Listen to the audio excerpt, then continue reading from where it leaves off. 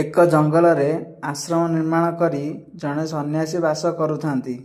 ତାଙ୍କ ଜୀବନ ସାରା ସେ କେବଳ ତପଜପ ସାଧନା କରି ଅତ୍ୟନ୍ତ ଦୁର୍ବଳ ହୋଇପଡ଼ିଥିଲେ। ଦିନକର କଥା, ସ୍ନାନ ଶୌଚାଦି କର୍ମ ଶେଷ କରି ସନ୍ନ୍ୟାସୀ ଠାକୁର ପୂଜାରେ ବ୍ୟସ୍ତ ଥାଆନ୍ତି।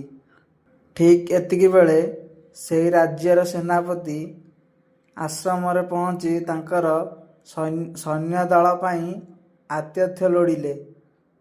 ନାନା କଟୁ କଥା କହି ସନ୍ନ୍ୟାସୀଙ୍କୁ ଧମକ ଚମକ ବି ଦେଲେ। ମାତ୍ର ସନ୍ନ୍ୟାସୀ ଜଣକ ଠାକୁରଙ୍କୁ ପୂଜା କରୁ କରୁ ସେନାପତିଙ୍କୁ ଉତ୍ତର ଦେବାରେ ବିଳମ୍ବ ଘଟିବାରୁ ସେନାପତି ତାଙ୍କର ଖଣ୍ଡା ବାହାର କରି କହିଲେ, "ତୁ ବୋଧେ ଜାଣିନାହୁଁ ମୁଁ ଏ ରାଜ୍ୟର ସେନାପତି ବୋଲି।